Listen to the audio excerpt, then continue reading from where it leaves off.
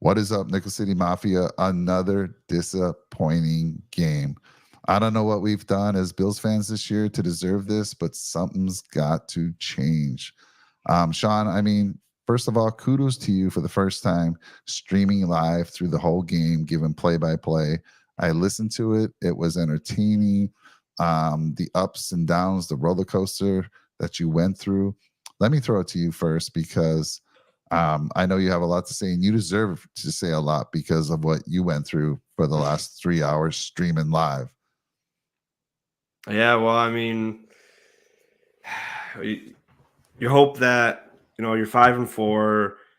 You lost to a Bengals team that you probably should have beat. You're at home, knowing the season's probably over if you lose to this team because you're going to be 5-5, and you still got the Chiefs, the Eagles, the Cowboys, the Dolphins, the Chargers, and all these teams to play, and you don't have any room for error. And you think that they're going to come out, they're going to be motivated, ready to play, knowing your back's against the wall, and then they come out and they get shut out in the first half or the first quarter and a half. And then you're just like, where's the heart in this team, man? Where's the drive and the motivation to be great and impose your will? That's one thing I like that AP said, and the Raiders coach, we want to impose our will on people. Where's that effort from the offense the entirety of the game? And then, make that nice drive, nice throw to Kincaid, whatever. But to start the game, that's at least the second time in the last 4 weeks where we start. The first play of the game was a turnover. We finally got the ball first. First play of the game, Cook fumbles. Like, that's already putting you in a bad spot. So you don't get the ball at half. You can't double dip. You can't do any of that stuff. And then you can lose the ball. Then the second play of the game, Josh threw a pick that was called out of bounds. But if Sutton was in bounds for the touchdown, I guess you could say that guy was in bounds for the pick. Regardless, he ended up throwing a pick that same drive anyway because Gabe Davis dropped a wide open pass when we were in the red zone. Then Kincaid dropped a first down. Then Josh, it's just like these guys just can't get out of their own way. And, when we could blame, like I say, we can blame the play calling all you want, but you can't win football games turning the ball over 4 times. And in one of them was a simple quarterback running back exchange that you do 1,000 times a day. And you can blame that. You can blame the play calling all you want, but we ran the ball down their throat. And when Josh wasn't making bad reads, we were throwing the ball on them as well. So, it's just, and they're gonna say the same stuff again. Oh, it's just, we got a lot of football left, and see, I believe in this team. McDermott's gonna say the same garbage, and I don't even care at this point. Like, get rid of these guys. Get rid of McDermott. Get rid of Dorsey just to start new. And then if Josh, like I was just telling you off air, if Josh is a baby about it, then I would tell him, hey, you should have played better then. If I'm being, he's complaining, oh, why'd you get rid of them? I love them as a coach. Well, you didn't play good enough. And because you don't play good enough, we're not going to get rid of you. So we got to get rid of them. So it's on you. And it's not just on Josh. Like I said, the drops were horrible. First downs, touchdown, whatever. He dropped the ball, then fumbling. Cook fumbled on a big run when nobody touched him. He fumbled the ball 3 times. I guess the one handoff, it was both of them. I think it was more Josh's fault. It's going to be counting as Josh's fumble. But I think, but on the exchange, Josh just dropped it. That's not how you hand off to a running back. So regardless, Cook probably fumbled 3 times. At least he picked it up. But this team it just seems like they have no fight. And I knew it when I was doing the live stream. As soon as we scored with 2 minutes left, I said, shouldn't have done that. Because now they're going to get the ball back. The defense, as much as they're banged up and they haven't forced turnovers minus this 1 since week 5, they fought their asses off, especially today. They didn't just stop them at the 50 and give us bad field position every drive.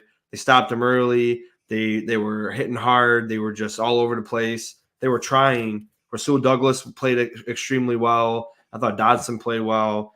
And it was all for nothing because I knew they played 40 minutes again on defense. So they're going to give up plays, and then they did. They gave up the plays, and, Teron Johnson, he had a great knockout fumble, and unfortunately for him, it ruined his day because his pass interference call put them in field goal range in the first place, and then we lost. So it wasn't just his fault. But again, no matter what you want to blame, you can't win, turn the ball over 4 times. They scored 6 points off the 4 turnovers, which isn't that much, but we lost by 2. So that's 6 points right there that you blew. So I'll let you talk a little bit. Yeah, so what was interesting is we won the coin toss and we decided to take the ball.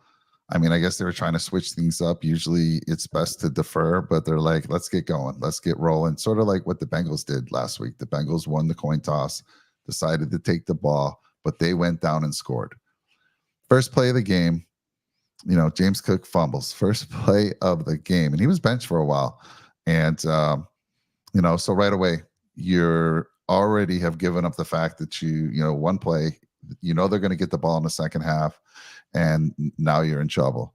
And then, another thing that you talked about. So James Cook on that long run, there was an actual defender who kind of hit him from behind, knocked the ball out, but we got a super nice bounce. We got lucky.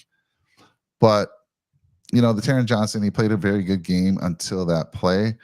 But even still, at some point, you're thinking, the football gods step in, because on the field goal attempt, they miss it, Sean. They miss it. All of Bills Mafia, my household here is going nuts. Yes, he missed it. We won the game. And then you see that flag. And the first thing I'm thinking is, maybe we use that leverage call where you're not supposed to jump and, use a player to jump high, right? I think it's called leverage or whatever they call that. I'm thinking that's got to be the play. That's got to be the call. Damn it. Right? Or offsides. We jumped offsides. 12 men on the field, Sean. 12 men on the field. How does that happen? Whose responsibility is that? Talk to me a little bit about that, because you've played. I mean, somebody's got to be counting players that go on for that. How the hell does that happen? Yeah, well, first of all, it just sucks because you can't even say oh, the refs were wrong about this call, because you can't argue 12 people on the field. It's everybody's job, especially it's the head coach, it's your special teams coordinator, it's your captains on defense. And if it's a field goal, like I mentioned earlier, you should not be on the field if you're not part of the field goal unit. If you're not part of the special teams unit, you should be off the field. So I don't know how it would end up being 12 people, but if Bernard was the one behind every single one of them, you got to be counting. But the problem was, and I will say, I think it was part of Sean Payton's plan, was they literally need the ball, ran off, ran back on, kicked the ball.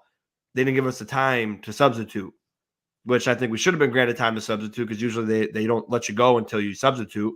If the other team's allowed to substitute, you have to wait for the defense to substitute, which they didn't.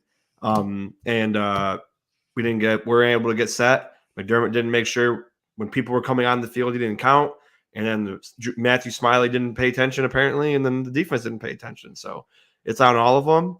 But just the fact that, on the stream even, I was like, I don't know if I want to get too motivated yet or too, get sucked into it, because I know, just like the Patriots game, you're going to take the lead and you're going to put your defense out in the field again after they've been playing for 35 minutes plus, and they have to make another stop to win the game. And this time it was only a field goal. The Patriots game, they could have got a field goal and we go to overtime, but we give up a touchdown for 2 minutes. But big play to start. We get a sack. I'm getting pumped up again. Like, oh, we actually have a chance. Pass interference. Game's over. I'm like, oh, there's no way he's going to miss this field goal. Will Lutz is been one of the best kickers in the league. Not anymore, but in his prime, he was one of the best kickers in the league. He'll make this field goal. And he missed it. Like you said, he really missed it. And I was like screaming like a girl, stupidly getting excited for no reason. And then, of course, the flag comes. And then I said, well, it's not meant to be. And that's just how I feel about the season now. There's no way we should be 5-5. There's no way we should be 2-4 in the last 6 games. There's no way that we should have been playing this bad since week 4 as a team, offensively, and what have you. So, I don't like I said, I don't like to have other people lose their job. But, I mean, hey, the Panthers fired their head coach after they signed him to 6-year contract, and they still pay him money. He coaches in college. He makes money from the college team, and the Panthers still owe him 4 years of salary. So like these guys have money, so I mean they're more well off than I am. So I guess I shouldn't feel bad, but something has to change because they're not getting it done. And if I'm the Pagulas, if I really care about this football team and this franchise, which they probably don't care about anything besides money, I would seriously consider firing McDermott. And just because Dorsey's a scapegoat too, fire him all. And then let Eric Washington be the interim head coach or some shit and see what happens. You have the players bitch and moan and whine. You should have played harder for your coaches then, because there's no excuse as to how you come flat, especially at home. The last 4 weeks, Tampa Bay, you weren't that good. Then Cincinnati, season's still on the line technically at 5-3, didn't do nothing, and then now here. Something needs to happen, and hard conversations need to be had. It's not all Josh Allen's fault, but he certainly didn't help any. And I don't know. Yeah. It's Dude, tough. when you saw, so the Dolphins, they ran the ball all over the Broncos when they played and when they dropped 70. And the run game, when they weren't fumbling the damn ball, dude, we ran 26 times for 192 yards, 2 touchdowns. Josh had one of those, but they were dominant on the ground. I feel like they didn't rely on that a little too early. I wanted them to get running earlier. They should have, and they didn't. But man, when they ran the ball, that's dominant. And they were having their way. And the O-line played amazing. The O-line was fantastic. But like you said, so Josh Allen, I can't put that one on him for Gabe. Gabe's got to catch that. And somebody in our Discord said, well, Josh needs to stop throwing the ball 100 miles per hour. Gabe works with him every day. Gabe knows how fast the ball's coming. And to be honest, when you look at that play again, that's kind of a tight window. You gotta throw that thing. And that's one of the reasons we have Josh Allen is to get it in the tight windows. Gabe Davis got to catch that all the time. That is not on Josh. Now, the one that Josh throws, the interception, horrible. He's done that again. So what is this? 6 games in a row with an interception. And he had 2 today. Yeah, he had 2. Like I said, he's got 11 on the season in 10 games. Yeah, it's insane. And then second drive of the game, which I think you mentioned, maybe I was listening to on the other show, he throws another one that almost was picked off. We got lucky that the didn't stay in bounds. Yeah, so it's just, my goodness, I have never seen a team that I felt like looked like such the better team. They were the better team, but when you give it up 4 times, Sean, we've been saying this. You can't lose turnover battles, especially in today's football, right? Look at yesterday. Do you know how many games? There was like 4 or 5 games that came down to the last second field goal winning kicks, and here's another one. And there were so many 1-score games. I didn't count them up. I didn't have time. The NFL is so competitive, especially the AFC. Every team is capable of winning, as we've seen, and you can't turn the ball over anymore. You can't turn it over more than your opponent, and that's what happened again. And here we are, 5-5. Are we eliminated? No, but dude, these are the teams that we need to beat. And now we have the hardest schedule, the hardest remaining schedule to play. You either have to go something ridiculous like win out. If you win out, we have 7 more games. That puts us at 12-5. You couldn't make the playoffs with 10 wins, but you're going to need a lot of help. It's just so disappointing. And again, I don't know what we did as Bills fans to deserve this year. And do heads need to roll?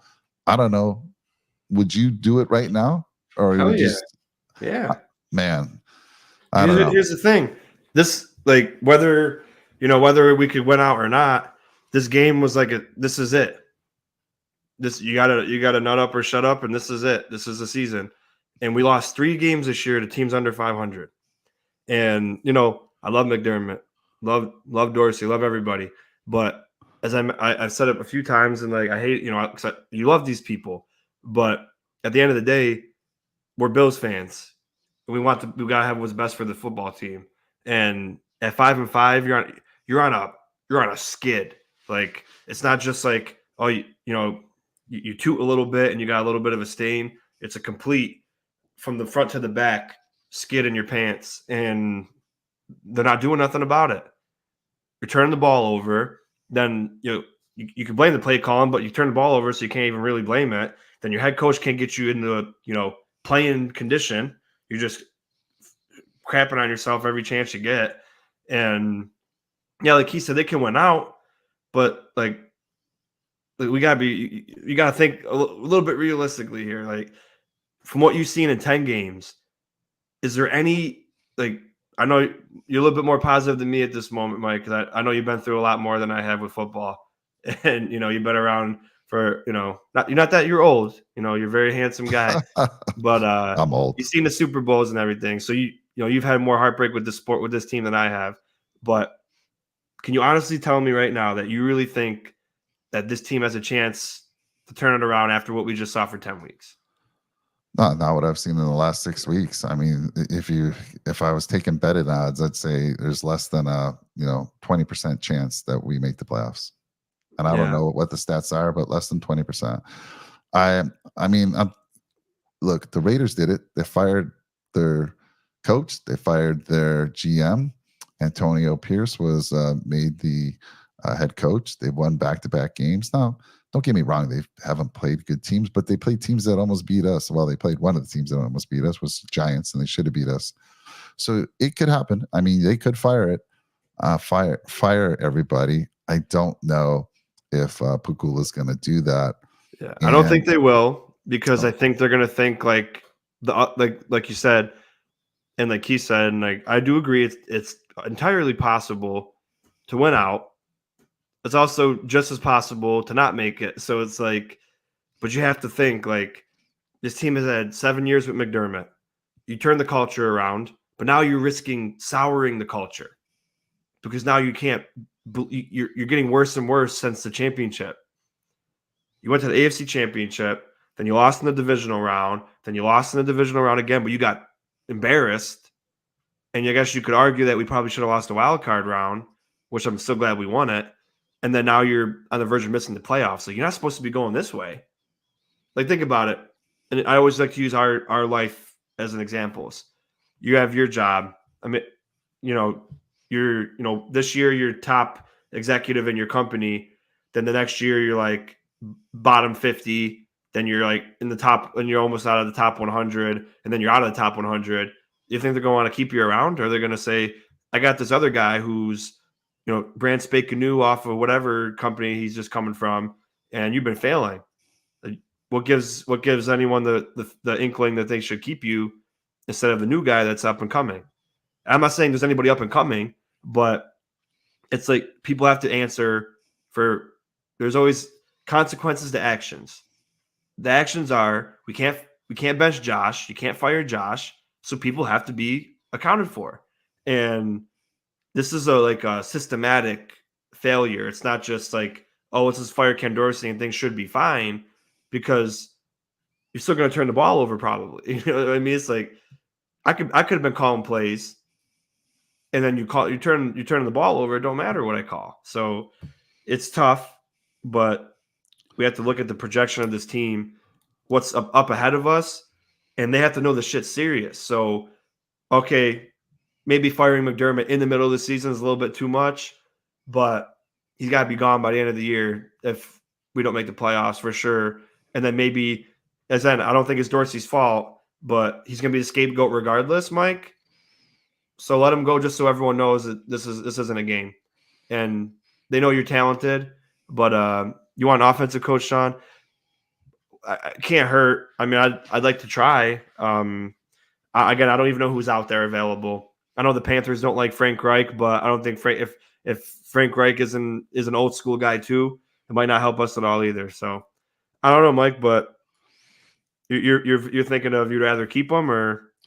Yeah, I mean, look, when the Raiders fired both McDaniels and their GM, there was a lot more going on. They had a meeting and with the coaches and the players, and it was like a grievance meeting, and there was a lot of stuff that was wrong in that organization, and you heard the players talk about it. So it was a lot deeper than we're losing games. but they were losing like coaches. Nobody respected the coaches there. I don't know what's going on. It doesn't feel that way in Buffalo to me, at least not yet. Dorsey, you cannot blame Dorsey for this game. 4 turnovers. You cannot. He actually called a damn good game. This team was moving the ball. They were moving the ball. They gave it up 4 times. I'm sorry that you're going to lose that game. McDermott's defense played stellar. They played stellar. But again, like you said, they're going to wear out if that offense just can't keep scoring and getting points. And 4 turnovers will do it. That's, Dorsey didn't make Cook fumble that ball. Dorsey didn't make Josh Allen hand that off like at his chest when it's supposed to be put in his belly. Dorsey didn't make Gabe Davis miss a perfectly thrown ball that gets intercepted. And then Josh does throw that one. So there was 2 things on Josh: the fumble where he handed it off to Cook improperly, and then of course the interception throw. So to me, if you want to fire people, do it at the end of the season. Until we're officially eliminated, yes, like I said, I think the odds of us making the playoffs are very low, but you're not eliminated. I have seen some crazy stuff happen in the NFL. But again, me, I'm very optimistic, but man, that optimism is dropping, Sean. 20% or less, not good odds. But I'm not saying fire him now. I would not fire him now. I don't like if you did fire him. I don't know what would change. I mean, the only way you would fire them if players are going to management or our Pagulas are starting to hear from players, which is what happened in Las Vegas. The owner, Mark Davis, was hearing from the players, and he knew there was just something off, and it had to be changed. I don't think that's the case here. So again, you can't blame Dorsey if you want him to be the scapegoat, and he probably will. At the end of the year, if we don't make the playoffs, he'll definitely be gone. And then McDermott, I think he should be gone as well if they don't make the playoffs, because he's been on a steady decline now for a few years. He kind of peaked at that in 2021. And even though we won 13 games last year, it didn't feel like 13 games because at the end of the season when we needed to play well, we didn't. So I'm with you with the firings. I'm just not with you doing anything right now. Yeah, it's just, I don't think they'll ever do it, but it's just at this point in time, it's beyond frustrating that this team just went from, in the course of 5-6 weeks, being potentially one of the best teams in the league to being a joke. And it's just, like your dad said, I haven't been optimistic since 91, which again, I don't blame you, but like even the guys and girls that don't do content, you put so much time and effort and money and care into people who don't. These players probably don't care about us. Like at the end of the day, they look away from us on the street probably, and it's like we care so much, and I don't know. It's just our poor guy Jake. I feel for all of us, but to be at that game, and Jake's there.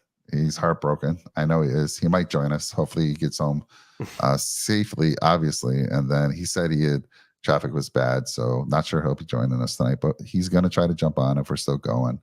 But I mean, just brutal for Bills fans in general. Now, the Dolphins realtor is saying Dorsey is gone tomorrow. I mean, we'll see. I mean, I wouldn't be totally surprised. But to me, I don't think it's going to happen. We'll see. Yeah, and like it's inevitable. It's just how it always goes. It's always the coordinators first, and that's really the steps that people usually take. It goes offense or defense coordinator, then the other one, and then the coaches, because you can't get rid of the star players. So it's it's going to happen. They already got rid of Frazier, and you're seeing the similar defense that Frazier had, and that lost us, big games, and it lost us games this year. And then now you got the, offense is going to be under scrutiny, so he's going to be gone, and we'll see. I'm going to start blame that. Yeah, I'm going to start the blame on Josh.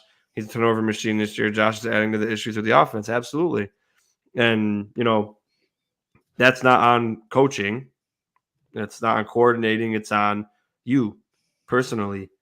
There's no way that you're telling me that a guy like who's a rookie like C.J. Stroud can only have 2 interceptions with a new coach, first-year coordinator, first-year head coach, brand new team, rookie wide receiver 1, and a left tackle, and that's it.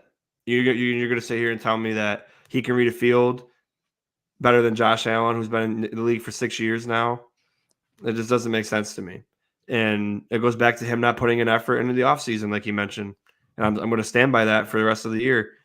He went on that stupid podcast with Taylor Lewan and said, "Oh, I don't do jack shit in the offseason. I just enjoy myself because football is tough on you." Well, guess what? The people that put in the work get the reward, and you don't put in jack shit. You got the money, you got the video game cover that I wasted my money on and bought, and just because I was happy about it, and then you reap what you sow is what they say. Well, let me ask you this, Sean. So let's say they do fire Dorsey. Now, they're not going to install a new playbook. Nope. I know they're not going to do that. But who would you elevate tomorrow? If he was fired tomorrow, it'd have to be one of the folks on the team, right? Oh, yeah. And unless you want to get Josh McDaniels in. Is that going to be Joe Brady who gets elevated? Maybe. It'd have to be him if you're going to fire Dorsey. Now, the thing is, I do agree. Maybe it's a kick in the ass for Josh. It's like, because Josh is good friends with Dorsey.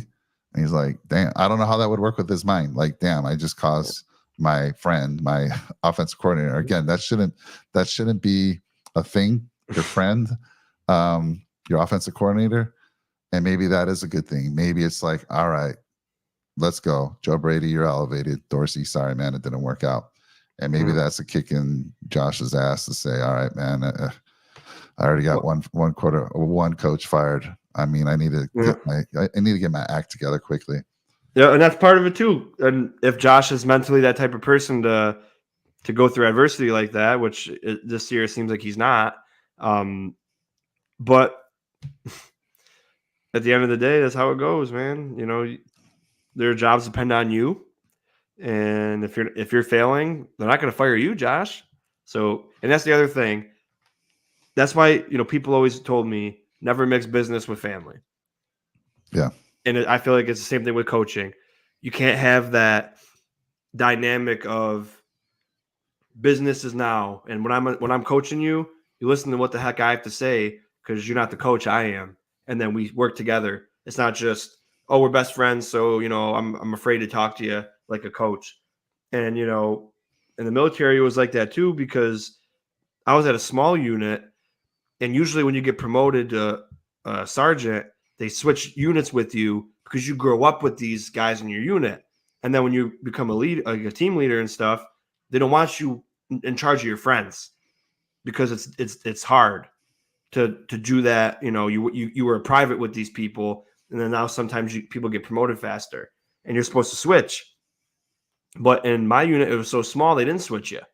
So then we had the problem where it's like your friends think you some people, not the people I was friends with, but think you change because all of a sudden you have to act like a different person at work because business is business. But after work, you can be friends again.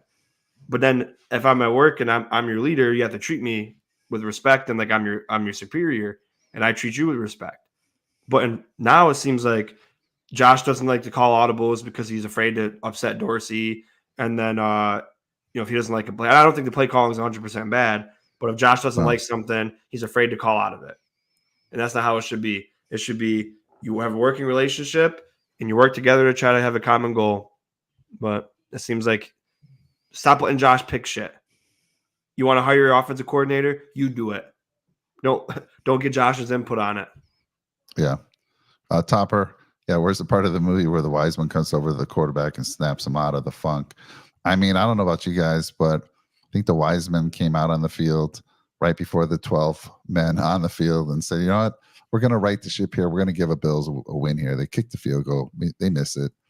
And, of course, 12 men on the field. That's just inexcusable, Sean.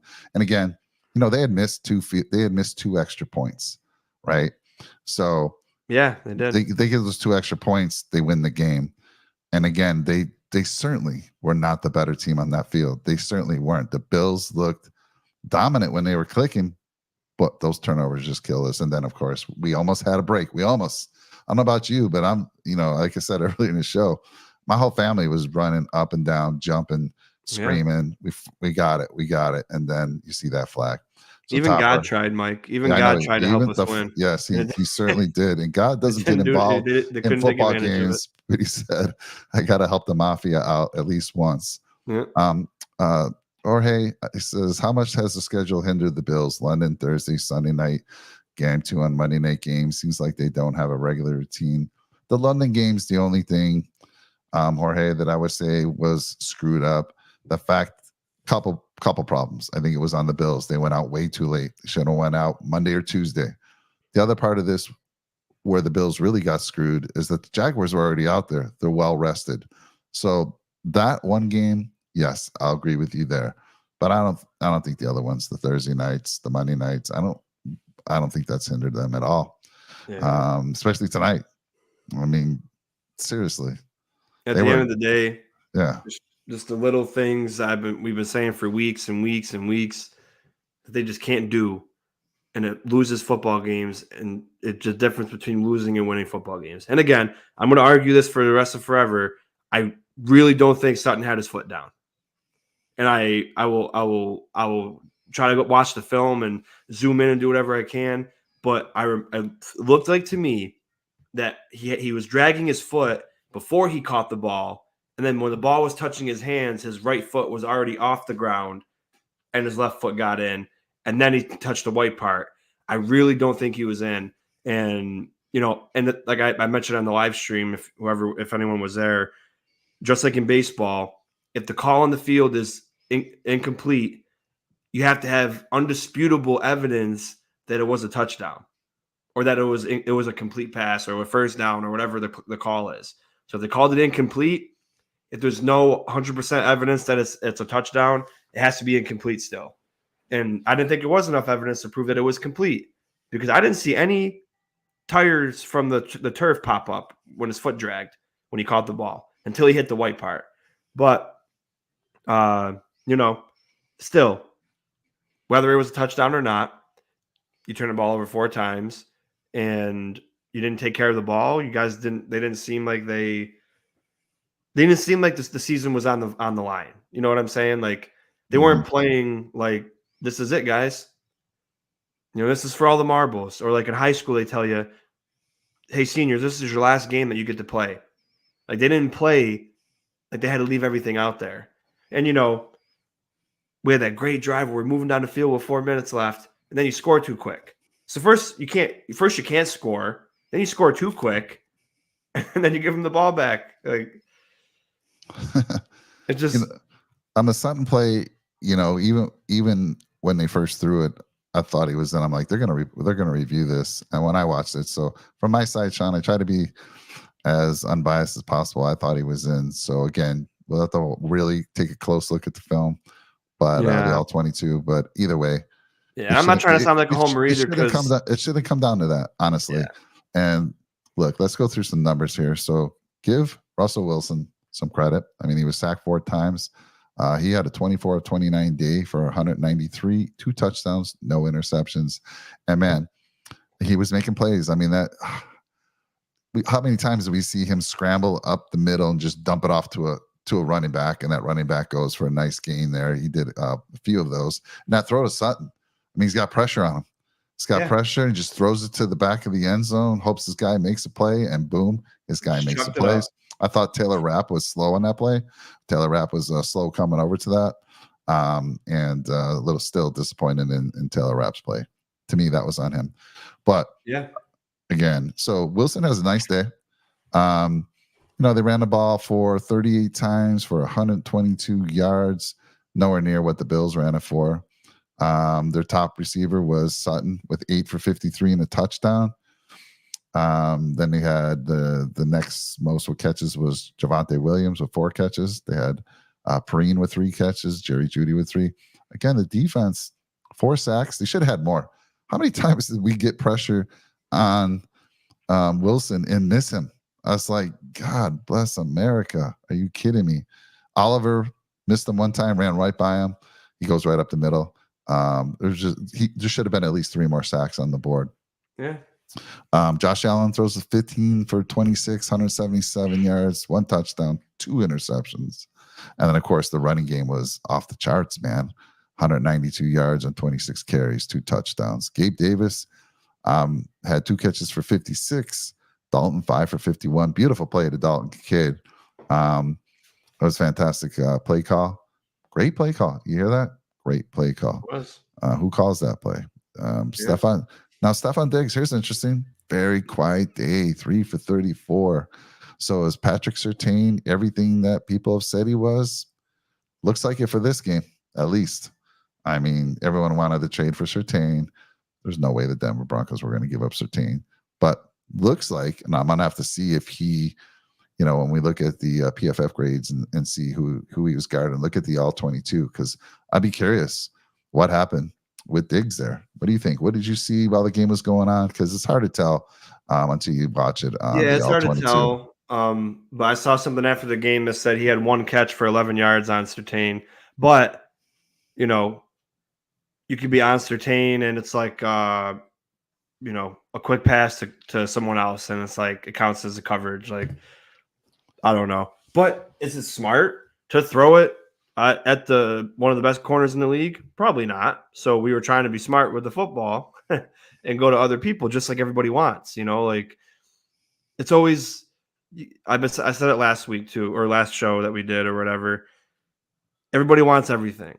Everybody wants to use everybody and Diggs. Everybody wants to just use Diggs instead. Everybody wants to run the football. Everybody wants Josh to run the football. But you can't have it all. So do we want to be dependent on only Josh and Diggs, or do we want to be dependent on the whole team? I want to be dependent on the whole team. So Diggs' brother, Trayvon, we got to get 14 out of there. We got to get 14 out of Buffalo. Like, you're a cornerback.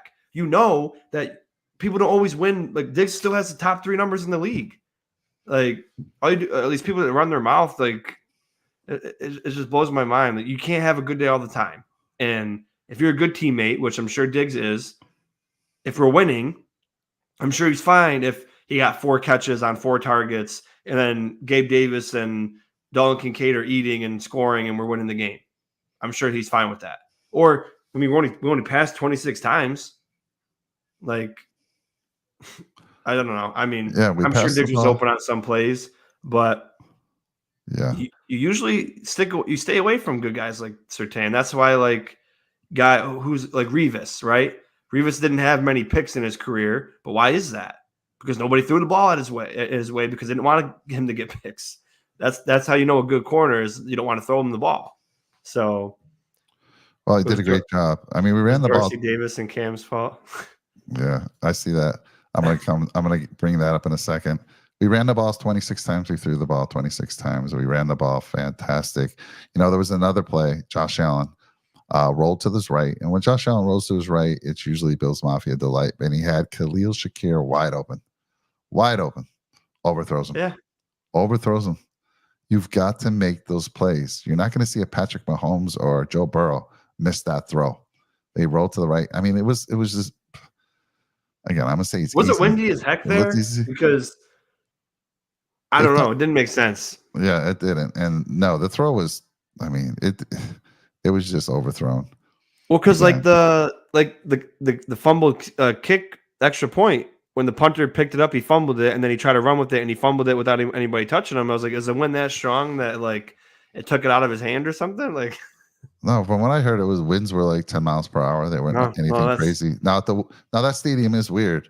At the one end, they were saying it was kind of swirling, and yeah, that's probably where they had their difficulty with the kicks. But as far as throwing the ball, no. I mean, I didn't see any issue with the wind there. And again, so Josh overthrows that one. I felt it was nice. And the Kincaid drop was the first down that he dropped. Yeah, Kincaid had another drop. That's 3 on the year for him. Davis dropped the first down, but turned into a pick. I know, and that was deep in their end. I mean, we were driving for a score there. Think about this, Mike. Yeah. Say you don't throw that pick, and then you don't get a first down after that. You kick a field goal. That's 3 points. Yeah. You win the game. Yeah, 100%. That's it. All it takes is one little play. I don't know. It just goes back to what we said. You got to win the turnover. You can't lose the turnover battles. Dot the I's, cross the T's. And again, we didn't do that. I mean, the team put up big numbers on the ground, and we only had 15 receptions. It's kind of crazy, right? We only completed 15 to 26, Yeah. which is insane to me. Well, he did miss Diggs too on that one play. Correct. Another one that he missed. Yeah. Another one. At least, so that could have been a big gain. I mean, did he finish with only 3 catches though? Who's that? Diggs? Yeah. Yeah, I thought he had a couple more at the end. 3 for 34. Hmm. As long as was 14. 5 targets. Target him 5 times. Trek Reviewer says it's all Dorsey's, Davis, and Cam's fault. Laugh out loud, cut Cam. Cam got dinged up a couple times, but he was at safety. He was playing special teams. Yeah, he got some play today. And he missed one tackle, but I say to Sean, he slowed him down and they stopped him short of a first down. So hey, he did. That's for sure. He assisted on that. Let's see. Trayvon is just rolling. I thought he had Kincaid open and flat for first down on that play. Which play was that, Topper? The one that he overthrew. That he overthrew Khalil? Let me know. There were 2 past to Gabe that became interceptions. The one of them was to Hardy. Yeah, right. But I was just trying to think if that was true.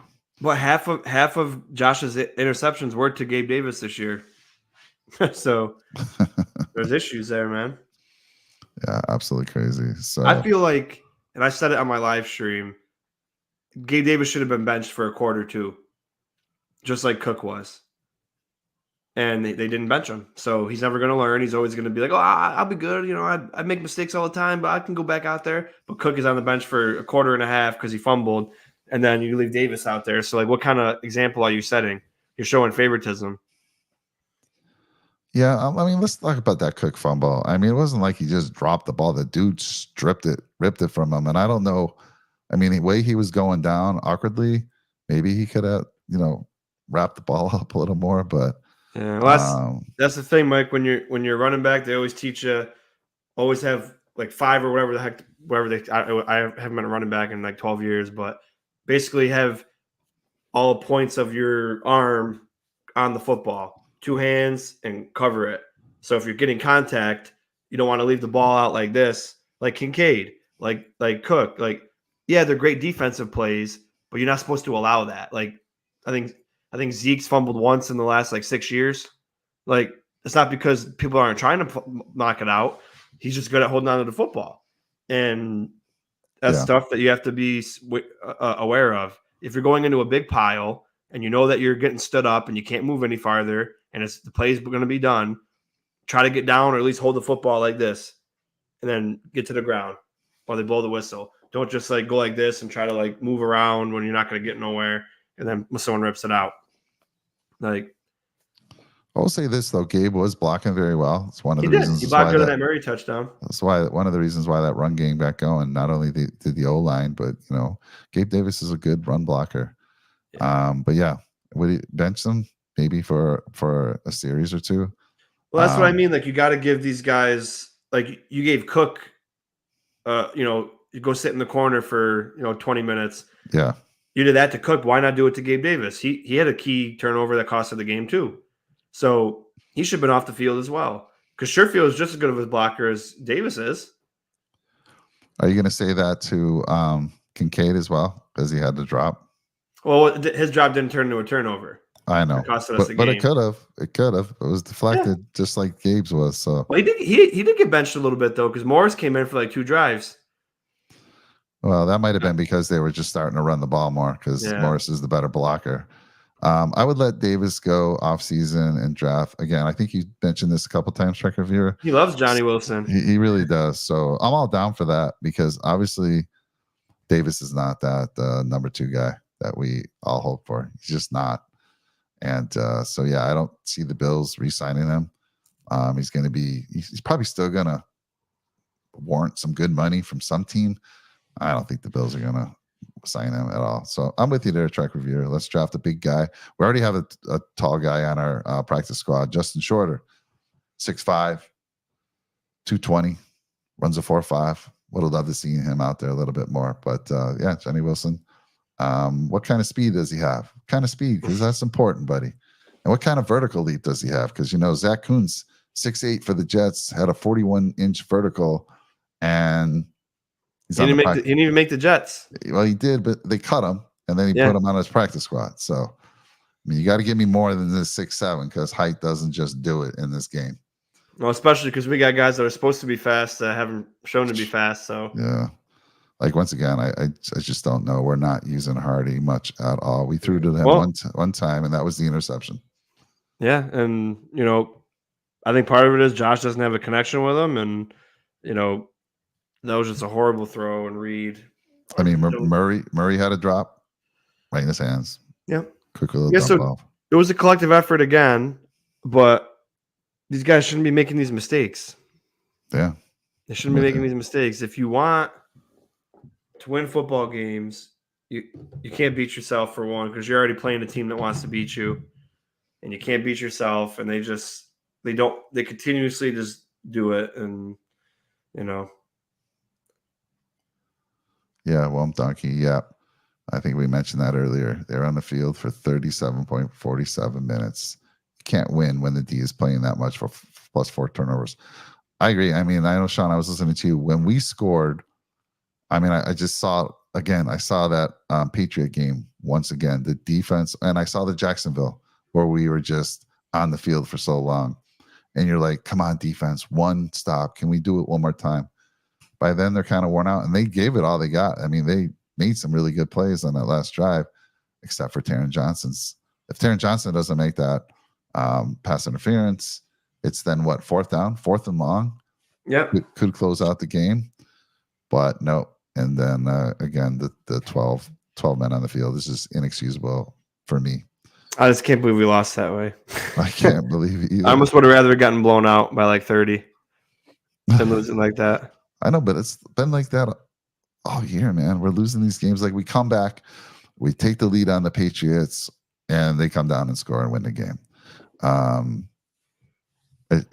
It's just been insane. I can't explain it. You couldn't script this. I mean, it has to be a joke. I'm still waiting for like the the person to jump out and say, "You got punked," or whatever that show was. Like, oh, I know, right? That's a good one. It was punked, I think. Yeah. Or like I feel like I'm in a coma or something right now, and I'm just in a horrible time loop, and then I'm just waiting to wake up, and I'm going to wake up, and it's going to be the start of week 1 again, and then I ate some bad food. It made me fall asleep for a few months, and then whatever.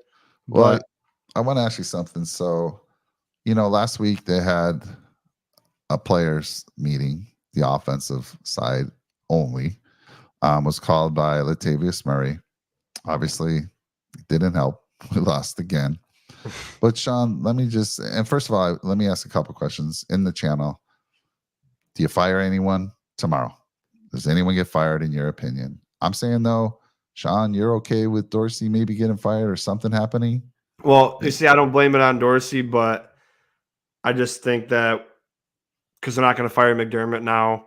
And again, I've been advocating for, as you saw it today, it's more of the players just being inept than the play calling's fault. I think that something needs to happen just to fire.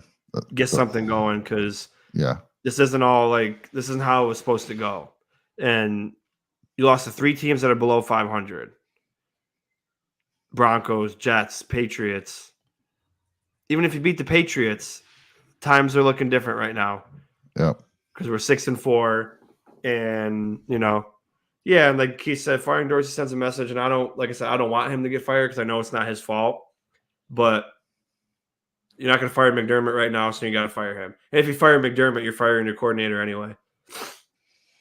So, Sean, back to my question. So, let's say you're a player. You're a linebacker for the Bills. You've been with 6 or 7 different teams in your career. You're well respected. You call a team meeting, offensive only. You call them. Actually, so I need to make you an offensive player. I'm going to make you a tight end or a fullback, because that's the type of guy you are. And so, like Murray, you've been on 6, 7 teams. The team respects you. You call a meeting tomorrow. Tell me what Sean Kula is going to go into that meeting First year on the Bills. What are you going to say, buddy? What are you going to After say? today or before After yesterday? today. I'm talking tomorrow. You're calling a team meeting. And what are you going into that team meeting? And what are you saying? You calling out anyone? Talk to me. Give me that Sean Kula. It would be more of not calling out, but trying to just lead in just a vocal way. Just be like, hey, you know what? We're basically up against the wall. You could argue that, our season's over, but the only people that can dictate that is everybody in this room. It's up to us to decide that fate for us. No one else can decide that for us. And we can either sit down now and put our tail between our legs and quit, or fight to the end. And, people don't want to hear that shit usually after, like, I guarantee you if someone tried to say something in the locker room after this game, they'd be yelling at each other and fighting, because after, especially I can imagine in the pros, you got to wait a little bit just because people get hot. Like Teron Johnson was crying on the field before the game ended. You could tell he was like, his fucking eyes were just getting all watery, and he's just like complaining and yelling. So some people get emotional. So I don't know if I'd be able to talk the next day, but I would just say something along those lines. Like I mentioned, we're the only ones that can change this. And technically it's not over, but they're making it pretty close. So yeah, like you said, they can win out. They got the talent. It's more of just they don't need to win out either. Honestly, they don't. They needed to go 5-3 at the very least to have a shot. You're probably gonna have to get help. And they need to go 6-2 to guarantee a playoff spot. Well, I don't think 6-2 even guaranteed it. 11-6, because I think it does. Because let's say, we'll say Ravens, Dolphins, Jags, and Chiefs win a division, and then you got the Steelers are 11-6, the Browns are 11-6, and the Texans are 11-6, and they all have 5 conference losses, and we have 6. You're out. So it's not even a guarantee at 11-6. The only guarantee is 12-5. Because I could probably guarantee that none of those teams are going to all go 12-5. So 12-5 is a guarantee. 11-6 if we win a division. Yeah. But for a wild card, I think it's not even guaranteed at 11-6. But like you said, who knows? The Texans, the Steelers, and the Browns could all go and lose a bunch of games. Like the Steelers and the Browns play next week. Mm-hmm. So one of those teams is going to be 7-3. One of them is going to be 6-4. And they still got more division games. So people can lose more games. And then maybe, like you said, 10-7 can get us in. But then we're hoping the whole rest of the year that people are losing. And then it's nothing, you could be 10-7. And then, Bill's got to win this week on week 18 to make the playoffs. But then the Steelers and the Texans need to lose week 18. And then one of them wins, and then you're done. So it's like, it's hard to say right now. Yeah. It's hard to say right now, but like you said earlier, take care of business. Yeah. That's the only thing you can control. You can't control. The only thing you control about the other teams losing is if you played them. And we don't play the Texans. We don't play the Steelers or the Browns. So we can't really dictate that outcome, but we can look at what's in front of us and try to beat everyone in front of us. And, we're really against the wall. Our backs are really against the wall now. And we're playing a Jets team who is completely horrible on offense, but they've always been. I don't know anybody's surprised. They've been horrible for the last 5 years, at least on offense. And their defense wins by getting 3 to 4 turnovers a game. So are we going to turn the ball over against the Jets? That's the thing. We could easily be 5-6 going into the Eagles game. Then if you go 5-7 going into the bye, then McDermott's got to go. If you go on a big skid, but get the golf clubs ready. Yeah, but hey, you could beat the Jets, and then you go shock Philly. You go shock Philly. You feel a little bit better. Yeah. Yeah, the odds are, like I said, the odds are down. We're not eliminated yet, but man, the odds are low that we do make the playoffs. But I do think the AFC teams are so good. That North division is going to beat each other up.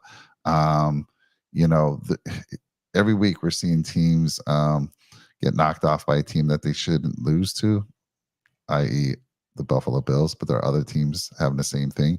Look, I mean, the Chiefs lost to the freaking Broncos. All right, so they lost to the Broncos. Broncos got something going on right. Sean Payton's turned the team around. Like you said, Sean, I think they've got some people back on defense. But again, they were not the better team. They were only the better team because we let them be the better team by turning the ball over 4 times. So again, if we continue that, there's no chance in hell we're going to make any playoff run if you don't somehow turn it around. I don't know if we can be turned around. So I don't know. We've been talking about that. We've been talking about crossing T's, dotting the I's, Sean, for how long now? The whole season. Yeah, 6 weeks, the whole season, and it hasn't happened yet. So it doesn't give you a lot of confidence. But until we're eliminated, you got to keep hoping. That's all we can do. Yeah, of course. I'm always going to keep hoping. It's just like how much more times do you need to get punched in the face to fight back? Like, yeah, or whatever analogy you want to use. How many times do you gotta fall off the mountain that you're climbing before you realize I can't put my foot there anymore? I gotta try another angle to get up this rock climb, or whatever. How many times am my body gonna shut down at 25 miles when I'm trying to run 50? Like the things like that. The time has to be enough where it's enough's enough, and I don't know what this team has to go through to understand that, but I mean, I don't know. I know you're not fond of firing anybody right now, but I guess. Well, we've had multiple people now say that they expect an announcement tomorrow. Womp Donkey here saying that as well, and there was another gentleman earlier in the show that said that. So we'll see. I personally don't think they're going to make that move, but we'll see. And if they did, would it totally surprise me? No. But I just don't see it happen. And I think right now you ride with what you got and you make those moves at the end of the year. Yeah. It's just hard for me to believe that we're just not that good. Like, I agree with you. It just doesn't make sense. We were the better team. We were the better team today. There's Mr. Podger, and we're going to add him here to the show. And it's not even about like today. It's just like the whole season. Like, there he is, my friend. How you doing, buddy? Gentlemen. Hey. Damn it, Jake. I sat in my seat for probably a good half hour and I just stared off into space. So I apologize. I'm a little late. It didn't help the fact that there was a ton of traffic. So I wasn't making it home any quicker. I just stared off into space. That was the highlight of my night. That was the highlight of my night. I've never seen him make a tackle in his whole entire career. And it was unbelievable. That was unbelievable. I mean, I was juiced up. When I saw 69 go out there and lay the lumber, I thought of you, buddy. I was like, dude, I was pumped. I was fired up. And they also did the Salute to Service because he's been nominated for the Salute to Service award as well. So they gave him a nice little shout out on the Jumbotron. It was a great night for Reed Ferguson. Yeah. I can start by saying that. I don't even know if I'm actually prepared to talk about the rest of the team. I'm gonna, but I don't know if I'm prepared to do so. Well, we've talked for an hour. We kind of try to stall as much as we can to get you on the show. So yeah, I appreciate it, boys. Sorry I'm late, and it's understandable. Say what you want to say, because Sean and I have been talking for literally an hour right now. So go ahead, sir. Well, Sean always talks about attention to details, and there was a total lack of that tonight. It came down to the last play with 12 men on the field, and call it an ugly win, but it's a win, and it's the difference between us being 6-4 and 5-5. That's the reality of the situation. And again, the offense, slow start, try to send a message by taking the ball, which I love. And then you fumble on the opening play. Just horrendous, man. Turnovers again, 4 turnovers tonight. Josh with 3 of them himself, 2 interceptions, a fumble, and some sloppy play from him. Some good things again, like always. And, for the first time really this year too, I think you saw the receiver position outside of, I know Gabe Davis obviously has been struggling a little bit this year, but drop passes from other guys that you don't typically see drop passes from. There's just so many things wrong. A bright spot was certainly the run game. Loved what I saw from that. Both Latavius and James Cook were rolling, man. I thought the offensive line played well again, did their thing. Not much more they can do. What do we have tonight? How many yards rushing do we have tonight? 190? 192 on 26 192? carries. Yep. Is that Jeez. without Josh's runs, or is that just running backs? Josh just had 4 for 13. So, I mean, Wow. he brought down the average. The average was like 7.3 yards per carry. They were dominant, Jake, like you said, and so was the O-line. Yeah, I mean, I can't say anything bad about them. Was really curious about the lack of involvement from Steph Diggs. I know he had a drop pass tonight too, but I think you got to force feed a guy like that. If nothing else is working, force feed him. And actually, it's crazy because there were things that the run game was working. That entire 75-yard drive, 6 plays for 75 yards, we ran the football every single play. Yeah. So getting away from what works again, no consistency in the passing game, finding consistency in the running game. This offense, again, with just no identity. But I don't put this on Ken Dorsey. I don't totally put this on Ken Dorsey again. I can't do that. You got to – it comes down to the players, man, at the end of the day, too. Like, and I will put some of it on Sean McDermott for sure. 100%. I think with coaching discipline, like that starts at the top, and it starts with your head coach. So I'll say this. I am definitely erring more towards like the fire Sean McDermott train. Which I think a lot of people are after tonight. I think a lot of people feel like we need to get rid of this guy. Like we got to start over, just tear the house down and rebuild it. And is everybody booing them a shit ton at the end of the game? The boo birds came out a little bit. It wasn't, you know what? I don't think there were any boos at the end of the game, though. I think it was more just, you could just feel it. It's just like the wind got sucked out of everyone. And a lot of people, I wasn't the only one who was just kind of sitting there in their seat. I think a lot of people just sat there and are just in total disbelief because this is a, I feel like most people can say our window is probably closed at this point, and I hate it. Yeah, we had a couple of people calling for they're expecting an announcement tomorrow. Now, if anything's going to happen, I could see our special teams coordinator getting fired, Matthew Smiley. Really? That's what I honestly, that's what I think happens. I don't think anything happens other than that. And I don't even know if that happens. I don't think the problem is it's so late in the season. Does it change anything if we fire Sean McDermott right now? No. Does it change anything if we fire Ken Dorsey? I don't. We were talking about it before you came on about like the 12 men on the field part. And I felt like obviously the head coach has to check, the special teams coordinator has to check, the defensive captain has to check and all that.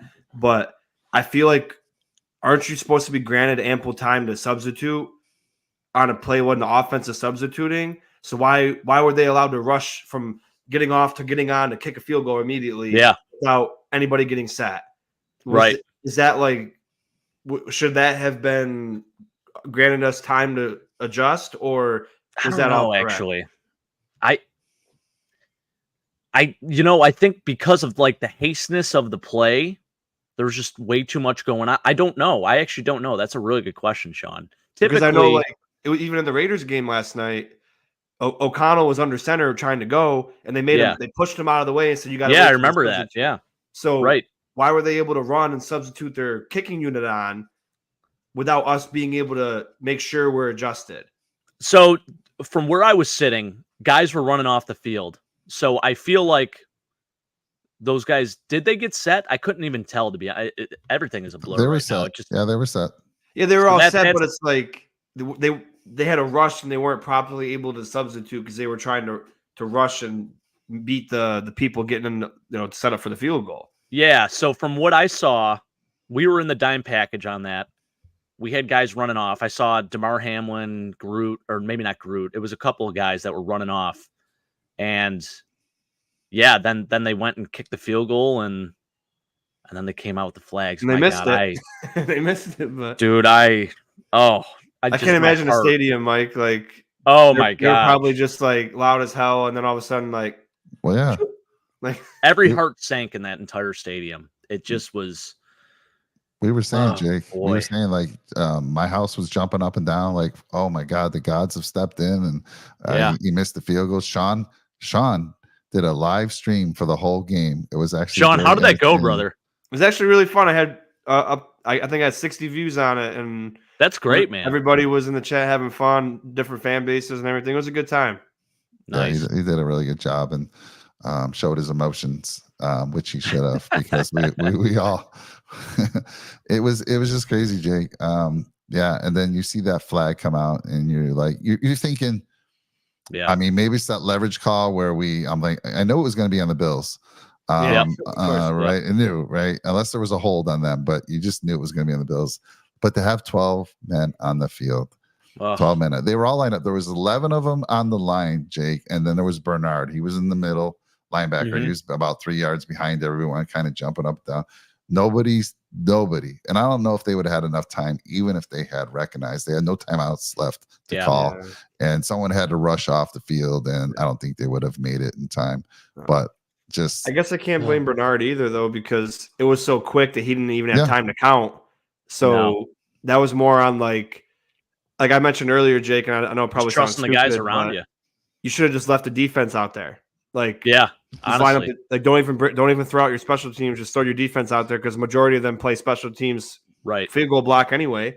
Just leave them out there, and then whatever. But I don't know. It just it shouldn't have came down to that. Should have came down to it. That's the plain and simple answer. But God, man, I just But here's the thing too. Like, good teams, the Chiefs find ways to win tough football games like that. Bad teams find ways to lose. They don't look great sometimes. I'll say most of this year, the Chiefs have not looked great winning their football games, but they still win, and they're 7-2 right now. The Bills have looked. I've never seen. Tony said it perfectly in our group chat, Mike. Never seen a team just try to give the game away so many times. Like, it is insane to me how this team, it's almost like they are trying to lose.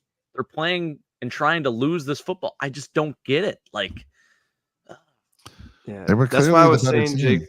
They were clearly the better team, Jake. I mean, when the Bills were moving, they were the better team. The defense was doing fantastic. But to turn it over 4 times, we lose the turnover battle once again. Josh Allen throws 6 interceptions. 6 games in a row now with an interception. Feels like 6.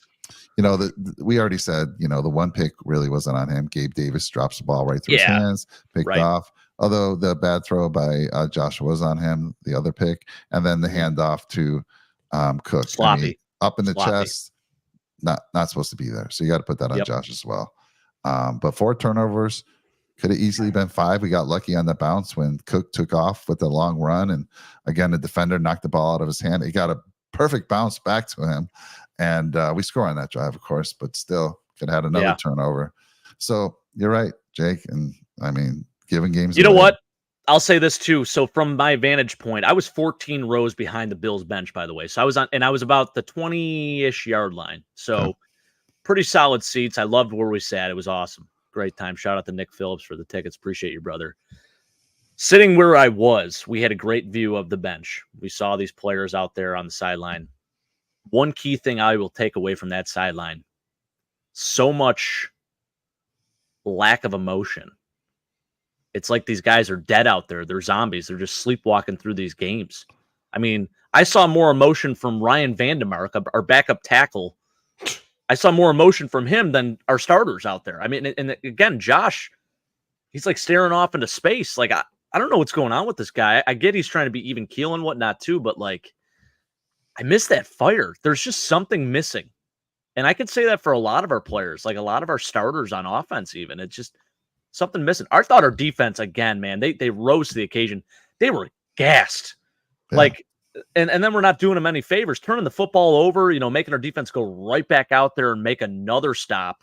They did all they could. I mean, this defense is totally just pieced together by duct tape. I thought the defensive line played extremely well. I thought the defense rose to the occasion. Rasul Douglas, what a freaking great pickup, man. Yeah. He played. I also thought the forward progress call was total BS. Absolutely hated that call on Cortland Sutton on that fumble there. I don't know if you guys saw that or not. How did you feel about that play? I thought it was either a fumble or he was short. But you mean the touchdown? No. The touchdown was an incredible play by him. There's nothing he could do there. But I felt that on that, it was a first down. It was on third down. They threw it to I think he Cortland was Sutton. down short. I thought it was down. I thought it was either an incomplete pass or a fumble. Like that. I felt like it was coming out while he was going down. Like Okay. I feel like it started to move, but I mean, who knows nowadays? Yeah. It looked good to me, Jake. Maybe a little short, Okay. but not a fumble, not an incomplete. That was just what I saw. And I will say, we talked about it a little bit, Jake. So, you mentioned how nobody's got any heart. No, you didn't say the heart, but I'm going to say it. No, nobody has heart or like juice or any sort of emotion on the sideline.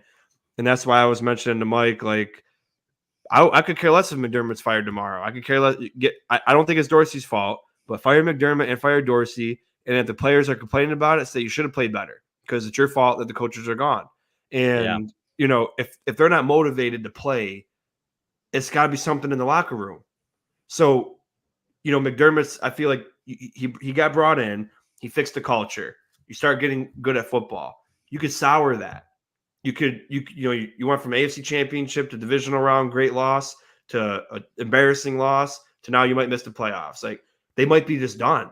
And, like, I can't imagine not being excited to play at home with the season on the line when you make millions of dollars.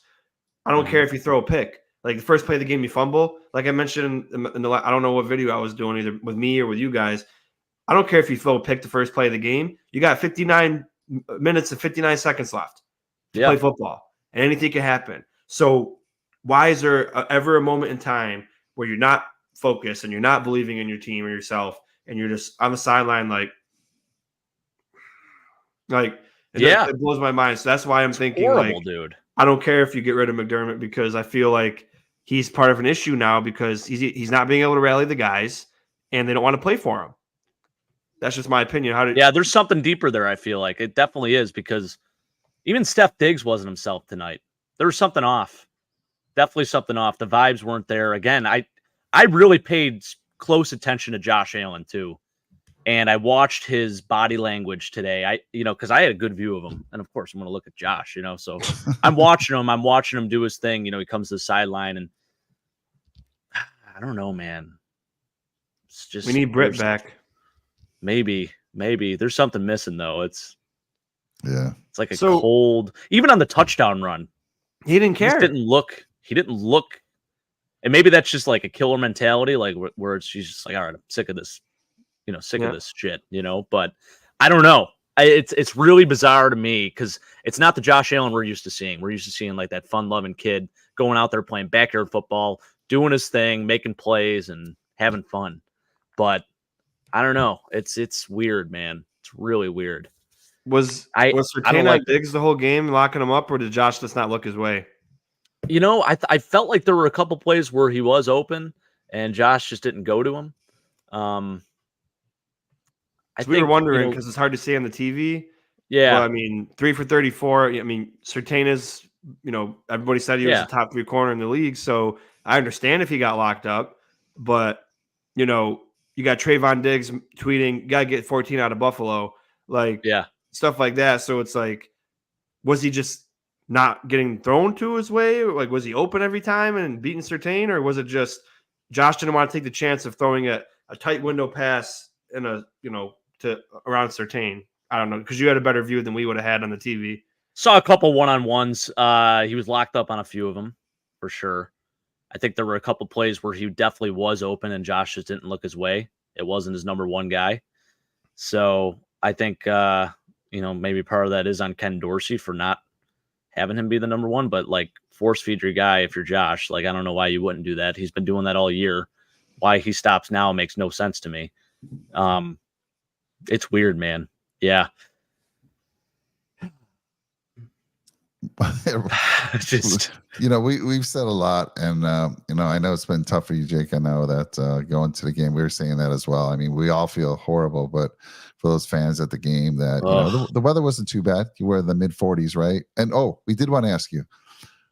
It didn't feel like the wind was blowing, but it seemed to affect the kicker. Well, how was the wind there? It wasn't that bad, to be honest. It sneaks up a little bit, I think, in that stadium in particular, especially towards that when you head on the opposite side of the tunnel there. So exactly where he missed that first field goal. Yeah. Yeah, I don't think the win was that much of a factor though, honestly, otherwise. Like it was pretty mild night for the most part. It was beautiful. Beautiful. And maybe football. we thought we knew the story about this, but maybe she really did break Josh's heart, and he just can't recover from it. Maybe, man. I don't Maybe know. But I we mean, thought it was on his terms, but maybe it was something he didn't want, and now he's we've all had that happen, right? Where you think like the world's not okay anymore because you lost this one person, and then he's Yeah. trying to date a girl that's not even around. I don't know. But dude, it's definitely he was playing telling. great football though. He was playing great football, like minus that first game, right? But like the following 3 games after that, we thought the Bills were the juggernaut of the AFC. 3 out of 10 games, he's been really good. It's crazy. Yeah. Well, as a team, we've been really good for 3 games, but 3 games. I mean, he still got besides the turnovers, he still got the numbers. So it's just like, why can't we just put it all together, man? And I know. You can only say the same thing so many times, but it's just I need an answer, and we can't find answers anywhere. And the head coach doesn't have an answer. McDermott was. I thought I was trying to be funny. I don't know if anyone laughed, but it was after something happened, and McDermott was looking at the grass or the turf, and I was like, "Well, you're not going to find the answers down there. Figure it out some other way." But I'll say this too. So again, it comes back to like the lack of accountability. It's not just the head coach; it's the players. Gabe Davis refused to even talk to the media after the game. Did you hear about that? No. So I get it. Players are pissed off and stuff, but you have an obligation to still speak to reporters, especially for reporters and a fan base that invests as heavily as we do. I think you owe it to us to at least just give us an answer, Yeah. And Sean McDermott with this whole shtick of just like being robotic and giving us the same answers over and over and over again and like giving the Bill Belichick type answers. It's frustrating at this point when this team is 5-5, has clearly underperformed, to just say there's no excuses and just to reiterate the same thing every week. Like he hasn't given us a sound bit or anything. It just doesn't even feel like genuine in the least bit. And I hate it. Yeah. And I don't know I don't know how to feel. And Josh, the same thing. He says 5 words. Again, going back to like the lack of emotion. I don't know what's going on with him, man. So you listened to his press conference? I didn't really listen to much. I just heard that I guess Mitch Morse was sitting next to him and giving good answers and trying to be thoughtful with his responses. And Josh is just out there, one word. Did he say? How did that go? Oh, I didn't listen to it. Yeah. Oh, okay. But okay. You guys listen. I will say, and I don't know for sure if this actually happened, but Josh didn't go up to Russell Wilson. He ran right to the locker room. I saw him talk to Cortland Sutton on the TV, and then he runs away immediately. And then I see Russ looking around. He's just like, okay, like that. If he didn't go see Russ, that's messed up, and you're a piece of crap for that. But like I don't care how pissed off you are, like you show respect. Like my intro says, and I'm going to paraphrase because I don't remember all the words, but basically, when you lose, you hold your head up high and cheer as the winners go by because you got to have class. So if you just run in the locker room after you sucked and Russell Wilson outplayed you, you're not going to even congratulate him and say, hey, good game or whatever. Like you do it to Joe Burrow, but now you didn't do it this time. So I can't say for sure if that happened, but from what I saw on the television, it went from he hugged Cortland Sutton and he ran away immediately. And then him and Bernard ran away immediately. They were the first 2 in the locker room. And then Russell Wilson was looking around. Interesting. I never seen him do that, but so if that's the truth, that's pretty not cool. That is. I do want to ask Jake a question. So when Josh Allen threw the interception and he was coming off the field, it looked like McDermott lit into him a little bit. But you don't see what happens. We don't see the sidelines. Was there any conversations going on, McDermott and him? Did you see, or there's like it was just that initial? Oh, just that initial. Is he just left alone? Does he sit down on the bench and nobody's over there talking to him at all? Not even Kyle Allen? There were a couple times where no, typically it is Kyle Allen sitting next to him, but a lot of times it's Josh and then Joe Brady, and they're sitting next to each other trying to dissect what the hell happened. And they're sitting there, looking at the. I saw Gabe get up a couple times too and stand up and talk with them and stuff. Actually, Gabe, it almost seemed like he was trying to pick Josh up a little bit today, so that was good to see. But yeah, Gabe went over there, and I know a couple times they were talking. Steph was over there a little bit too. So there's conversations going on, but Yeah. I don't know, man. Like even on defense, every player on the sidelines, like when it was crucial, I'd say a good majority of the players on the sidelines were at least going like this, trying to get the crowd into it. Yeah. Josh is standing there like this with his hands on his hips. I don't know. Like normally I see him, trying to get pumped up too. Like he's turns back to the crowd, tries. Like, wouldn't that make the crowd louder if your quarterback is getting you fired up for defense? Like, I don't get that. Definitely. It's weird. It's really weird. I just wanted to go back to this real quick from Topper. It's more than just the girlfriend thing. I mean, he's on Madden 24. Josh is like on all types of commercials. Sean's pointed this out multiple times that he's admitted he was on some podcasts where he really doesn't do anything in the off season. To get your game to get to that next level, to be the best of what you're going to do, you should be doing stuff in the off season. And Josh, again, I don't know if he realized what he was saying, but on that podcast, he pretty much says he just rests and doesn't really work on his game too much. And again, there's just so much going on. He's a superstar. He's famous, and I don't know. It's definitely affecting him. Well, you know what, Mike? I guarantee you he'll start doing stuff this offseason again. Guarantee you. What is it? What's the saying? Heavy is the head that wears the crown. Yeah. I mean, I know he probably didn't ask for all this exposure and attention and all that because that's not who he is. But that's what comes with it. And his dad's been preparing him for this since he was a little kid, doing press conferences in the car and all that too. And it's like, I don't know, man. There's just a lot that's off. The vibe doesn't seem right. We heard that they had a players only meeting, which I loved. Initially, I loved hearing that. Latavius Murray. Then he goes out and has a great game today. Latavius, shout out to him. And, I wanted to see Fournette, but yeah, I know. Me too. I think we got to activate him. That was a waste. Now it's too late, but it makes zero sense to me. I mean, Ty Johnson, no disrespect to him, but like, come on, man. Yeah, crazy to me. Going back to what you said about Gabe refusing to talk, like you don't want to. You want to be mad, then don't play bad. Like, yeah, you talk to the media, and if you got a problem with it, play better. Like, we all have responsibilities. You're a captain. I mean, Milano never talks. I think he maybe did one press conference I've ever remembered. But like, some people don't like to talk, but don't just like shoo them off because you lost and you didn't play good. Like, step up, be a man, do what you got to do, and that's how I feel about it. You got to talk. Yeah, agreed, man. It's just, again, and I think James Cook said, like, they asked him if he had any words, and he just said, "Nah, man, I'm good." James Cook, man, I thought he played a really good game. I mean, obviously had some trouble holding on to the football, but yeah, he looked explosive though today, and that was definitely good to see. The offensive line again. Yeah. I mean, you could drive a freaking Mack truck through some of the holes they were creating for him. So that was beautiful. At least if there's one good takeaway, we could say the O-line played incredible. Thought the defense really, I mean, they stood their ground for the most part. They did all they could. Yeah. I mean, especially with the field position you gave them. Half the time they're across the 50 are ready to start. I thought our boy Slippery Sam Martin, he did not play well. He's been horrible lately. He's been horrible. Terrible. No air. Punk got back. No air under the ball whatsoever. It was just bad. I want to say about Cook. So Cook, we talked about this already before you got on. He was like kind of benched there for a little bit after that fumble. And then they did show him, I really liked this, what I saw. He went over to McDermott as if, "Hey, coach, put me back in. I got this." And McDermott was like, "All right, let's go." And again, then they fumble again, but that was on Josh. It was on Josh. It really was. Yeah. And Cook was looking, I mean, both the running backs were just killing it. And then again, he almost has this another fumble. My gosh. I was expecting him I was surprised that he got caught. And then the ball bounces right back in, and he doesn't lose a stride whatsoever.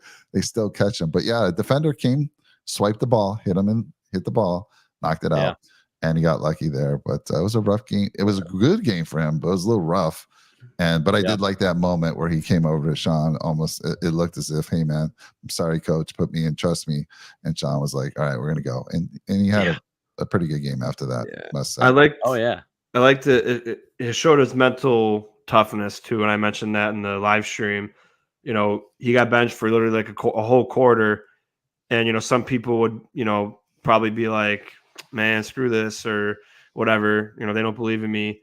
And then he got his opportunity again. And he, you know, minus the ball control a little bit. He, like you said, he had a great game. And, you know, it takes a lot to the start of the game have a horrible play and then all of a sudden just like I'm not gonna. That's what I try to say about like Josh and stuff. If you throw a pick, whatever, don't let it affect the rest of your game. And Cook, yeah, he fumbled that one later on where he had the big run, but he recovered it and he had a great day. Don't let what happened in the past affect the rest of the game because we've got a ton of time left. And it seems like if we're not up by 40 points in the first drive, that everybody gives up and they're like, man, you know what? We'll be fine next week. We got a lot of football left. Like you can't score 40 points in one drive. It's a long game. You got to just play football. And you know, at least like you said, at least the O-line was great again. It'll be fun to do the O-line film this week, and at the very least. But we're wasting that away too. It just doesn't make sense to me how. Like I was telling Mike before you got on here, like there's no way we're this bad of a team. Like there's no way we're just not good. No, I'm like, puzzled. We won 30 points a game last year. We won 13 games. We got a better O-line, better weapons, and we're not winning more games and not scoring more. Like we're losing these. We lost to 3 teams under 500, and you know we're on the verge of having a losing record. When was the last time we had a losing record? 2018. Yeah. Or I mean, technically we were at a losing record week 1, but you know what I mean. Like later on in the season, when was the last time we had a losing record? 2018. Yeah. Josh's rookie year. Yeah, dude. I don't know. They got to figure it out quick because it's not getting any easier. We got the Jets coming up on a short week, technically, Sunday. Yeah. And then we're going to Philly. And I'm starting to really regret booking that Philly trip now. Holy shit, we're gonna die out there. Yeah. Well, I don't know. At least I'll get to see Keith. Maybe we'll get a cheesesteak together and maybe you're gonna eat well. And I mean, again, let's just be real for one. I mean, the odds of us getting into the playoffs are slim, but we're not eliminated. And you know, it seems like we're gonna need a lot of help to get there, unless we. You know, I said needed 5-3, 6-2 would get you there. You still have a shot at the division, but man, you got to go on a roll. And what we've seen, we can't. I mean, we can't even. I told Sean earlier, I'm like, he's like, how confident can they do it? I said, I'm less than 20% confident that we make the playoffs, and you'll never hear me say that. So. But it's not over till it's over. There's a reason why they say it's not over till the fat lady sings. There's a reason why they say this, and things can happen. It's not over, and until we're eliminated, we're gonna give it all we got as fans and talk about it. But I think we've hit on every point there is. This team was the better team again tonight. The little things, 4 turnovers is always gonna kill you. And it seems like we're losing the turnover battle every game, and you just can't win in this league, Jake. I mean, did you see how many close games there were yesterday? Like 4 or 5 games won by a field goal and the closing seconds. And you know, 1-score games in the NFL are more than they've ever been. That's why I was saying, forget these predictions of dropping 40 on teams. No, it's just not happening anymore. It's like it always comes down to who has the ball last. And here it is again. How many times did we lose this year? Twice now, because we took the lead, but we left enough time on the clock for the other team. So it's not over, but it's not looking good either. And I don't know. I want to kind of I'll give you guys a chance to, been going at this for an hour and 30. And Jake, I know it's just a heartbreaker when you're at the game and you have to come home to this. But give you some closing thoughts, and then I want to talk about some positive things that are going on in Nickel City Mafia. So, Sean, thank you again. I felt you it was great. You and I have been talking like, hey, one of us needs to live stream a game the whole time, right? You were the first one to do it, and I listened to you the whole time. It was fantastic. So kudos to you. I hope you do it again, and it maybe gives me, maybe a little confidence to try it at some point. But dude, I mean, it's going to be hard to top what you did. It's very good. So let me start with you, buddy. Closing thoughts, man. Well, I mean, we really have nothing to lose at this point. So hopefully these guys come out and understand you really have your backs against the wall now when, this was like your season's on the line type of game. Now you really have no room to have any error whatsoever. It doesn't matter if it's 70 inches of snow in Philly. It doesn't matter if it's a downpour in Philly. You have zero room, or any team you play. You have zero room for failure. So we're going to find – I've been saying for weeks now, we're going to find out what this team is made of. This is it. This is the last chance. This is your last stretch. You're 5-5. You want to keep your coaches. You want to make the playoffs and go on a run like you think you can. You got to do it. But, I'm always going to believe in this team, but I'm not confident. They haven't given us any reason in 10 weeks to be, besides 3, the first, out of the 4 weeks, to be confident. So we'll just have to hang in there. Going to be a crappy week. And then, like I said, it was a good time doing the live stream. I'll probably definitely do that again. And we'll see. I guess I'll have fun watching the offensive line play in the 22. If you guys want to watch that. And do my grading system as always. They all did pretty good last week, but just as disappointed. I mean, we put all this time and effort, you guys know, and you spend all this money. You think about it all week. Yeah, you know what I mean? It just, you put all this freaking thought into this team, and then they just, Jake wasn't listening, but on the show, we were about to score, and we did score, and I was like, I'm not going to let it suck me in. I'm not going to let it come, let me go back to the light like the last 5 weeks we've been doing. And I forgot who it was, but he's like, you're optimistic. I know it. We're going to win this game. And I was like, I don't want to say that yet. I was like, there's so much time left. And then, then I said it. I said, we're going to win. We got this. Then we gave up the big play, and then my friend was like, "There's no way he makes his field goal. He missed the extra point." I said, "Yeah, he's probably gonna make it, dude." And then he missed it, and I jumped up like, "Yeah, let's go!" And then I was like, Yeah. So I'm not gonna. I'm always gonna. This is my team forever. I'm ever gonna not be their, a massive fan, but I'm not gonna go into any of the weeks this rest of the season and be like, oh, yeah, let's go. We got this. We're going to freaking dominate. I'm just going to be like, well, let's see what happens. But I appreciate you guys coming on and, coming on. Appreciate you guys having me on. Sorry, I'm used to just talking for 4.5 hours now. But, I love you guys. And, hopefully this team can turn it around and let us have some enjoyment. Yeah, thank you, Sean. I want to say something. I feel like you've been vindicated because remember early on in the season when we were losing games and you're seeing people say, and I know people came in the chat, relax, guys. It's only one game. It's only one game. Well, those only one games have added up to the point where we may miss the playoffs. Right now, the odds are against us to make the playoffs. So, Sean, you're absolutely right, man. We can't. Every game matters. It's a 17-week season for teams, and every game absolutely matters. So little vindication for you right there, my friend. Yeah. Jake, what you got to say, sir? Story of the year. This team is who they are until they aren't. That goes for both parts of this season. I mean, we all thought that they were this world beater team. They were who they were until they weren't. Now they're this team that is struggling to move the ball offensively at times. They look like a shell of themselves. And then other times they look brilliant.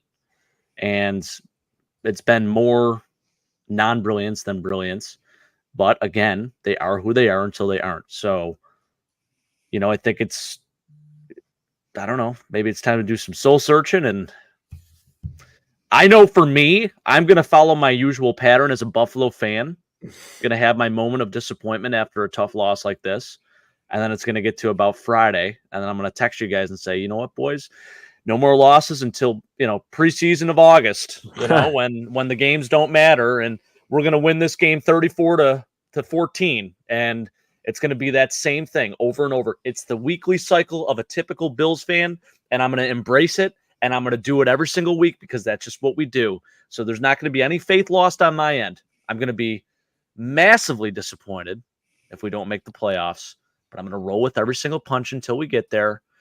And it's not over until the fat lady sings. Right, Mike? That's So exactly right. gonna try to stay optimistic. Yeah. Took away some good pieces from this game, and we're this close. We were Take the away better some team. turnovers. Take away some turnovers, and we're winning games. We're winning games. I wanna maybe say something funny. You talked about it, the week of a Bills fan. I shared this with Sean. Sean, do you have that little thing that I sent you in the text? Because I think I just gotta get to your. This is better, well suited for you to say because of the words that are in here. But I grant you, okay. I grant you the ability, or just say it because it's freaking funny. It says Sunday morning. Let's fucking go. It's game day, bitches. We're about to fuck some team up. Sunday afternoon. What the actual fuck am I watching? Why is no one but Diggs ever open? Sunday night. I fucking hate this team. Who can we fire? Monday. Want nothing to do with football for the rest of the season. Tuesday. Posts on Reddit explaining every problem the team has, including a detailed 5-step plan of exactly what needs to get done. Wednesday. Cherry picked some obscure bullshit stat line to prove how the Bills are similar to the X team that won the Super Bowl in year X. Thursday. Oh shit, the Dolphins lost too? Don't count our boys out yet. Friday. Work fucking sucked. And I'm ready for some Bills football this weekend. Saturday. Bullshitting with the boys about how good Josh Allen is and how the team is primed for a much needed bounce back game. Sunday morning, repeat of let's fucking go. It's game day, bitches. That is so well said, man. That is literally, that's so true. That is how it was, because that's everything. It's everything. Stefan shared that with me, my coworker there. He sent that to me today. Oh, that's amazing. I love that. It is funny as hell. But yeah, well, I mean, yeah. Took the words right out of my mouth. I mean, you heard all the social media, all the YouTube channels, including us. We're talking about what's wrong with this team. How do we get it right? I mean, it was absolutely, it nailed it. By the way, for those in the channel who have stayed up this late with us, we appreciate you as always. Please like, comment, and drop the nickel and that subscribe button for us. I do want to say a couple things coming up on Nickel City Mafia. Last year, we did a charity event. We did a Christmas special. We're going to do it again. It's a fundraiser for a family in need who has a child with cancer. We're going to start that campaign here hopefully in the next couple days. And we will right around, I think last year, Jake, it was on the 23rd, I think we did it, of December. It was fantastic. We had people performing for us. I mean, we had people come on who sang songs, Christmas songs. We're going to have more this year.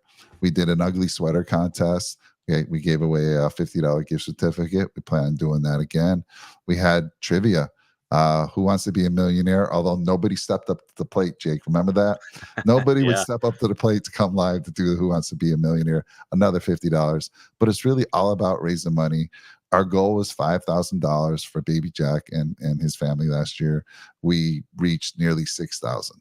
And we're getting off to an earlier start this year. We've already lined up more performers. And it's just going to be a great show. I watched it, and it's kind of like, to me, it's a staple. It's like watching It's a Wonderful Life every year, or, if you're watching like a Rudolph the Reindeer, whatever you do with your family. I watched that, and it was so enjoyable. And then we got to interview Amy, baby Jack's mom. She gave us some great news, and she's continued to stay in touch with us, and baby Jack's doing really well. So again, we're going to do it this year. So watch for that. We'll be promoting the heck out of it. And we'll give links for where you can go donate and all that good stuff. There's some other news, but I don't feel like it's right to announce it on Nickel City Mafia today. We'll do it on our Wednesday show. But yeah, I really wanted to bring up the fundraiser for Christmas. That was amazing, wasn't it, Jake? It was incredible. And I'll tell you what, I mean, the waterworks were moving a little bit that day.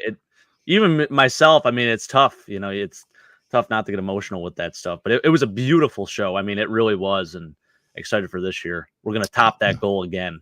I can already feel it. Definitely. I mean, we're a lot bigger channel than we were last year.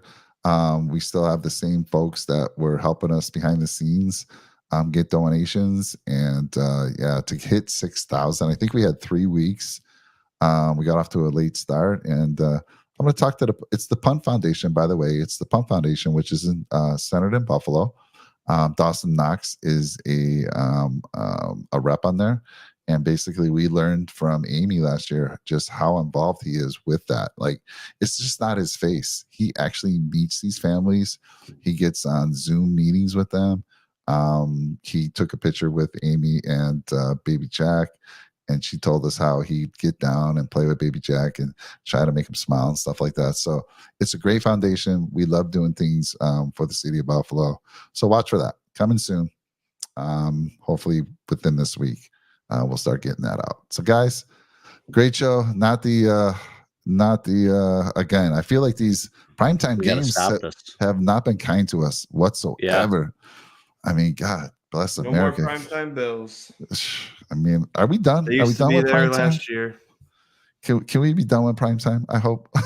Yeah, I'm good with it. I am totally good with it now. All right. Well, Jake. Now we got 4:30 games, 4:25 games, guys. All right, let's get back to normal.